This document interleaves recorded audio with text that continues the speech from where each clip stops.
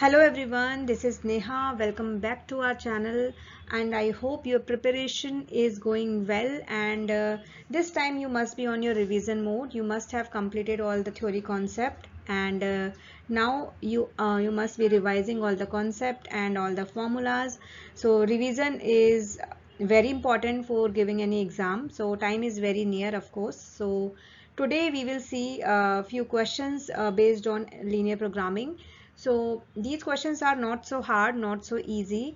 The difficulty level is easy to medium, I can say. So because we don't have so much data for DSSB SA, only we have two question papers regarding this exam, and these you know that these two questions have different opinions, because the first one is very easy and जो latest जो हुआ है that's difficulty level is quite hard. So yes, of course we'll see a few questions जिसके through you can revise your concept and you can see where do you stand. So let's start with the first question. So first question is very easy question. Reason represented by x is greater than equal to 0 and y is greater than equal to 0. तो ये बहुत basic सा question है. तो coordinate theory का भी, तो यहाँ पे जो फर्स्ट क्वाड्रेंट होता है वहाँ पे सभी वैल्यू प्लस प्लस होती हैं, यानी एक्स एक्सिस की सभी value plus and Y axis पे भी जो भी वैल्यूज जाएंगी वो सभी पॉजिटिव रहेंगी. This is called your first quadrant. Second quadrant में क्या होता है, आपकी x की वैल्यूज बिकम्स नेगेटिव. यहाँ से 0 के बाद यहाँ पॉजिटिव वैल्यूज आती हैं, यहाँ पर -1 नेगेटिव चालू हो जाता है, तो x आपका नेगेटिव होता है, y आपका यहाँ पॉजिटिव रहेगा. This is your third quadrant जहाँ पर x और y, यहाँ पे y दोनों नेगेटिव रहते हैं. एंड फोर्थ क्वाड्रेंट में again x is your positive and the y value your negative. तो जब ग्रेटर देन 0 है, ऑफकोर्स दोनों प्लस हैं, तो आपका आंसर होगा first quadrant. Question number second है the objective function of a linear programming problem is. So जो ऑब्जेक्टिव फंक्शन होता है लीनियर प्रोग्रामिंग प्रॉब्लम का, वो होता है फंक्शन टू बी ऑप्टिमाइज. जो ऑब्जेक्टिव फंक्शन होता है उस फंक्शन को हमें ऑप्टिमाइज करना होता है. Third question is linear inequalities और इक्वेशंस और restrictions on the variables of a linear programming problem are called. तो उनको बोलते हैं, चाहे उनको लीनियर इनइक्वालिटीज बोलो, इक्वेशंस जो आपको दी हुई होती हैं क्वेश्चन में. एक तो आपको ऑब्जेक्टिव फंक्शन दिया होता है जिसे ऑप्टिमाइज करना होता है, उसके बाद आपको क्या दिए होते हैं, उन्हें बोलते हैं हम कांस्टेंट. तो ये मैंने एक्सप्लेन किया था, इसको इस तरीके से भी ये क्वेश्चन फ्रेम हो सकता है.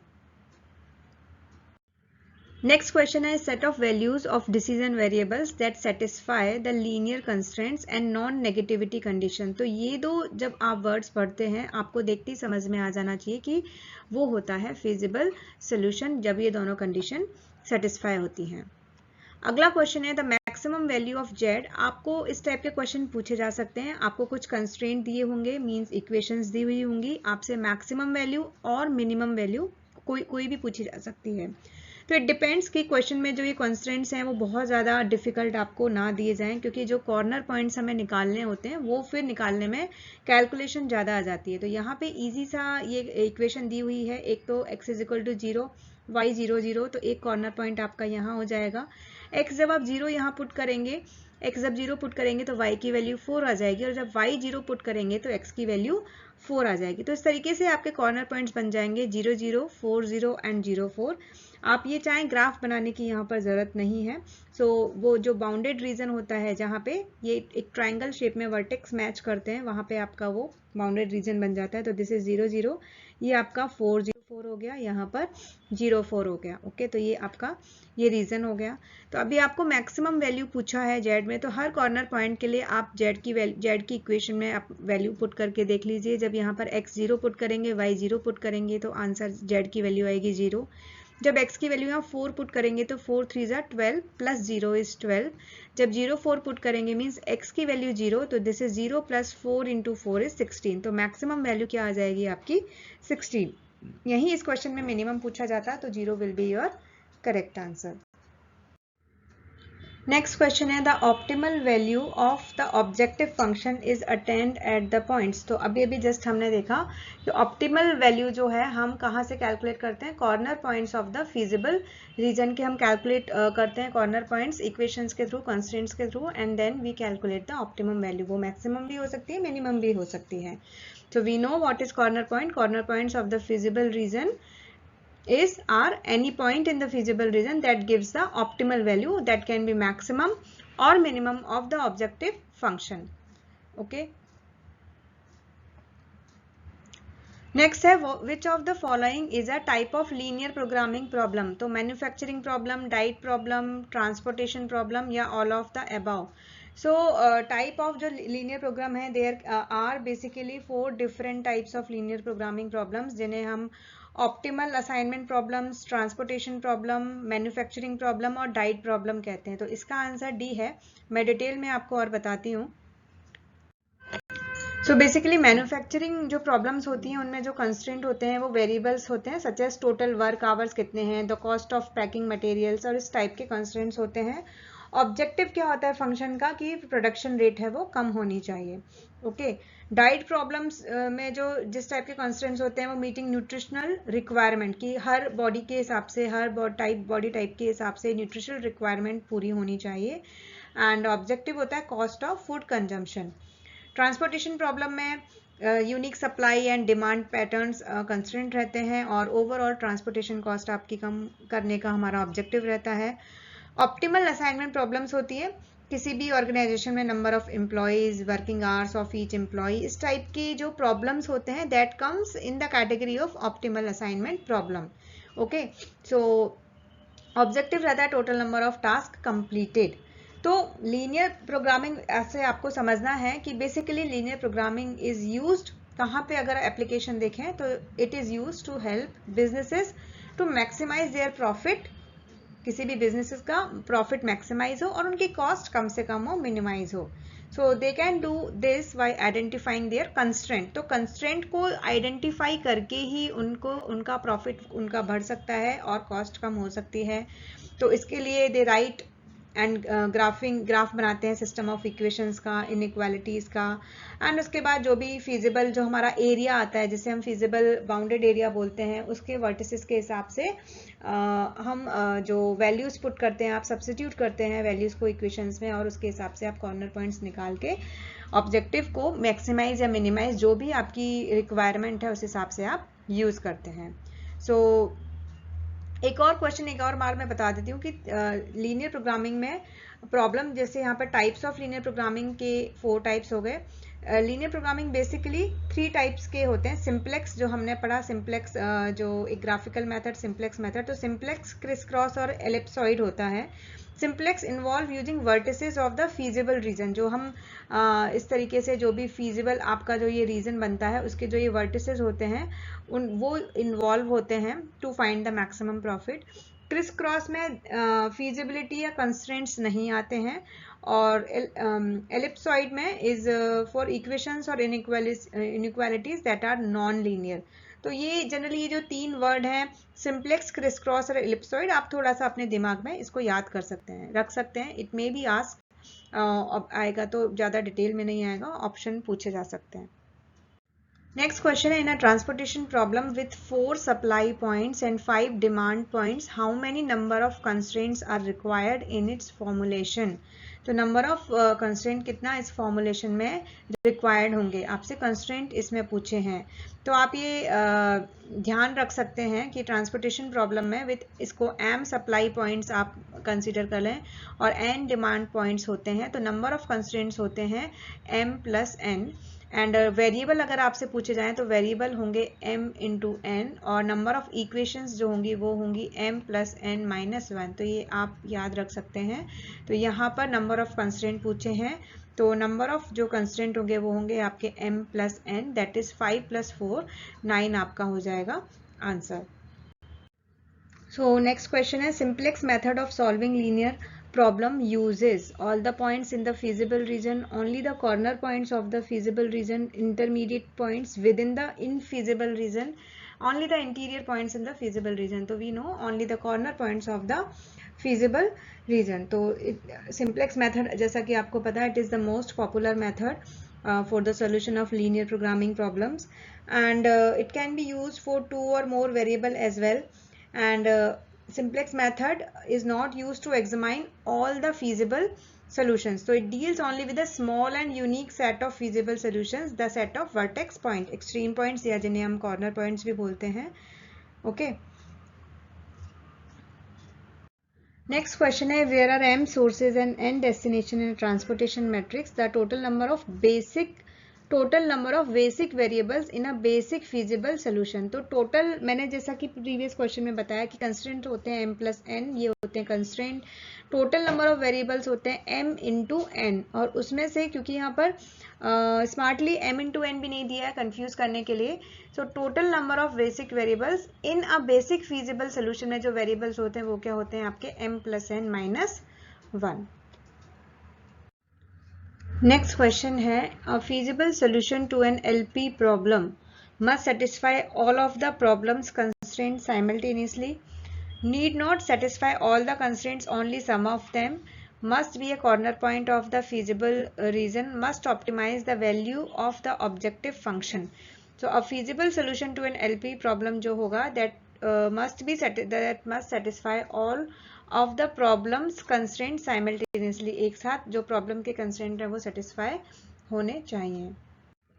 नेक्स्ट क्वेश्चन है, maximise z is equal to X plus 2y subject to the constraint आपको दिए हुए हैं x plus 2y is equal to 100 and greater than equals to 100, 2x minus y is less than equal to 0, 2x plus y is less than equal to 200, x and y greater than equal to 0।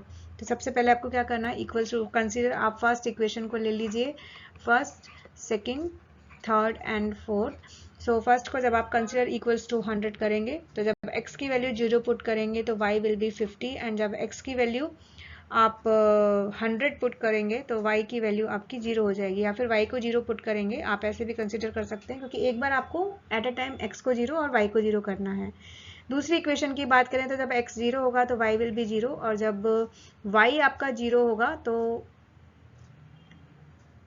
x y 0 होगा तो भी x is equal to 0 होगा, तो इसलिए यहाँ पर x की value को 50 पुट किया है तो y की वैल्यू विल बी 100।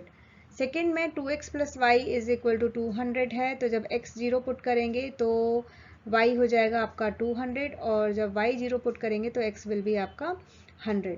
इस तरीके से आप अपने कॉर्नर पॉइंट्स का टेबल बना सकते हैं लाइक दिस। तो कॉर्नर पॉइंट हो जाएंगे a जो होगा वो 0 टू 200, तो क्योंकि यहाँ पर आपके 100 टू 0 भी पॉइंट बन रहा है इस तरीके से, लेकिन कॉर्नर पॉइंट्स क्या रहेंगे उसके लिए आप ग्राफ बना के इस तरीके से देख सकते हैं। तो जो पहला है 0 50 एंड 100 पे 0, तो ये आपका जब 0 50 मतलब है x 0 है y 50 है, तो x 0 y 50 इस तरीके से आप पॉइंट बना सकते हैं रफली अपने पेपर पे। एंड जब x 100 समवेयर अराउंड यहाँ पर x 100 होगा तो y आपका होगा 0। तो इस तरीके से ये आपकी फर्स्ट जो लाइन है वो ड्रॉ हो जाएगी। सेकेंड है 0 0, तो एक ये पॉइंट हो गया जो यहाँ पर 2x माइनस वाई इक्वेशन बनाई, ये आपकी x plus 2y is equal to 100 जो पहली इक्वेशन है ना जहाँ से b पॉइंट बन रहा है, ठीक है। This is your second equation जहाँ से आपके लिया है इन्होंने, एक तो 0 0 पॉइंट लिया है और ये आपका आएगा 50 एंड 100 वाला बीच में कटेगा, okay. And this is your third one 2x plus Y is equal to 200, तो यहाँ पर एक y की वैल्यू 200 और x 0 है, एंड यहाँ पर आपका आ जाएगा ये y की वैल्यू 200 x 0 100 पे 0, x की वैल्यू यहाँ पर 100 क्योंकि यहाँ पर हमने ये वाला वैल्यू पॉइंट लिया था, तो ये वाला पॉइंट यहाँ पर ये क्रॉस करेगा। तो इस तरीके से ये जहाँ पर तीनों क्रॉस कर रहे हैं तो ये आपका ये फीजिबल रीजन हो जाएगा। तो 0 to 200 0 50 एंड एक आपका जाएगा ये 50 100 वाला, और एक पॉइंट ये आपका बनेगा 20 40 वाला, समवेयर अराउंड 20 40। सो आप कैलकुलेट कर लीजिए यहाँ पर, तो 0 जब 200 पुट करेंगे तो 400 जो वैल्यू है वो आपकी मैक्सिमम आएगी at the corner point x is equal to 0 y is equal to 200। तो कोशिश यही रहेगी कि इस टाइप का थोड़ा सा इतने नंबर ऑफ कंस्ट्रेंट्स आपके ईजी हों, बहुत ज़्यादा कैलकुलेशन एक्सपेक्टेड यही है कि ना आए, बट आपको ये कैलकुलेट करना, कॉर्नर पॉइंट्स निकालना आना चाहिए। नेक्स्ट है, in an linear programming problem the restrictions और limitations under which the objective function is to be optimized are called. तो ये क्वेश्चन फिर से रिपीट हुआ है, लैंग्वेज डिफरेंट है, उन्हें हम क्या बोलते हैं, कंस्ट्रेंट्स बोलते हैं। सो ऑब्जेक्टिव फंक्शन क्या होता है, objective function are the linear functions of 2 और मोर वेरिएबल्स जिसे हमें मिनिमाइज करना होता है, minimise under specific constraint, okay, या फिर मैक्सिमाइज करना होता है। डिसीजन वेरिएबल्स जो होते हैं आर ऑब्जेक्टिव फंक्शंस वेरिएबल्स, जो ये है डिसीजन वेरिएबल्स क्या होते हैं? Objective function variables. और linear constraints limit variables in a linear programming problem. Okay, so इस जो कंस्ट्रेंट है उसको अलग अलग तरीके से लैंग्वेज फॉर्म करके अलग अलग क्वेश्चन में पूछा गया है। सो नेक्स्ट क्वेश्चन है maximise z is equal to 3x plus Y subject to constraint आपको दिए हुए हैं। तो इस क्वेश्चन में आपको maximum value with corner points पूछा है। तो कॉर्नर पॉइंट्स कैलकुलेट करने के लिए आप क्या करेंगे? कंस्ट्रेंट को इक्वल्स टू 24, तो ये हो जाएगा x plus 4y equals to 24 and 3x plus y equals to 21 and x plus y equals to 9 हो जाएगा। बाकी तो वो 0 0 एक पॉइंट है ही। तो इक्वेशन 1 और 2 को आप सॉल्व कर लीजिए, देन 2 और 3 को। तो आपको एक्स वाई का वैल्यू निकाल के फिर उसको सेटिस्फाई करना, वैल्यू जेड की फाइंड आउट करनी है। तो इस इक्वेशन 1 और 2 को सॉल्व करने के लिए either you can multiply this equation by 4 या फिर इस इक्वेशन को आप 3 से कर लीजिए। तो 3 से मैंने किया है 3x plus 12y equals to 72 and this will be same 3x plus Y equals to 21। जब आप सब्ट्रैक्ट करेंगे तो साइन चेंज हो जाएगा। This will be 11y equals to 51। तो y की जो वैल्यू आई 51/11। ओके, तो y की वैल्यू जब 51/11 आई, आप उसको कहीं भी किसी भी इक्वेशन में रख लीजिए तो ये हो जाएगी x की वैल्यू जो आपकी निकल के आएगी आप कैलकुलेट कर सकते हैं। 3x plus 51/11 equals to 21। तो 3x is equal to 21 minus 51/11, तो ये आ जाएगा 11 22, ये हो जाएगा -51। 3x इक्वल्स टू, तो होगा ये 0.8180/11। सो इम्प्लाइज दैट x जो हो जाएगा आपका 180/11/3, तो 1/3, तो ये हो जाएगा 60/11 आपकी वैल्यू आ जाएगी। तो एक जो वैल्यू आ गई आपके पास x और y की, तो वो हो जाएगी x, y इक्वल्स टू 60/11, 51/11। तो इसके लिए जब आप z की वैल्यू कैलकुलेट करेंगे यहाँ पर, तो z की वैल्यू जो आएगी वो आएगी 3 × 60/11 प्लस 5 × 51/11। ओके, सो ये हो जाएगा 180/11 प्लस 250/11। तो आप ऐड कर लीजिए 5 13 4 35/11, तो ये आ जाएगा 39.5 समथिंग ये वैल्यू आएगी। ओके, तो यहाँ पे इसमें से ऐसी कोई भी वैल्यू नहीं आ रही है। ओके, तो अब इक्वेशन 2 और 3 को सॉल्व कर लीजिए। तो ये तो इजी है आपका इक्वेशन, तो यहाँ पर इजीली वे में कट जाएगा। तो ये 2x इज इक्वल टू क्या आ जाएगा आपका? सब्ट्रैक्ट कर साइन लगाएंगे तो 2x इज इक्वल टू 12 आ जाएगा। तो x की वैल्यू आ जाएगी आपकी 6, x की वैल्यू 6 आ जाएगी। तो y की वैल्यू क्या आ जाएगी? 3। तो यहाँ पर 6 x और y दूसरे जो पॉइंट मिले हमें वो कंस्ट्रेंट को सॉल्व करके वो मिले 6 और 3। तो 6 और 3 जब आप इस इक्वेशन में पुट करते हैं तो जो z की वैल्यू आपके पास आती है वो आती है आपकी 33। ओके, 4 6 और 3। तो this can be your answer, but again हमें 1 और 3 को भी सॉल्व करना है। ठीक है, इक्वेशन 1 एंड 3 को जब आप सॉल्व करेंगे तो this is also easy equation. x से x तो कैंसिल हो जाएगा, तो ये आ जाएगा 3y इक्वल्स टू 15। तो y is equal to 5, y is equal to 5 यहाँ पुट करेंगे तो x की वैल्यू आपके पास आ जाएगी 4। तो x और y जो तीसरा कॉर्नर पॉइंट निकल के आया वो आया 4,5। तो 4,5 जब आप इक्वेशन में पुट करेंगे तो z की वैल्यू आएगी 3 × 4 प्लस 5 × 5। तो ये हो जाएगी 12 प्लस 25 इज इक्वल टू 37। तो 37 maximum value at point 45 will be your correct answer. Okay, तो इस तरीके से कुछ क्वेश्चंस हमने देखे। So this is all about for today's class. Thank you.